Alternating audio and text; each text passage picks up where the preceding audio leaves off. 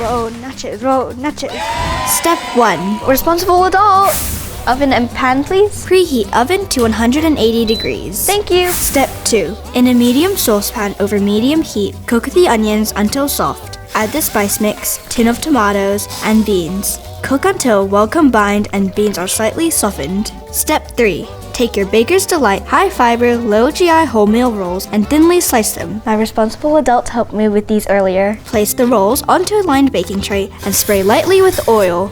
Place into the oven for 10 minutes, thank you, or until golden and toasted. Step 4. Once your roll slices are ready, evenly layer with the spiced bean mix and then top with a sprinkle of shredded cheese. Mwah.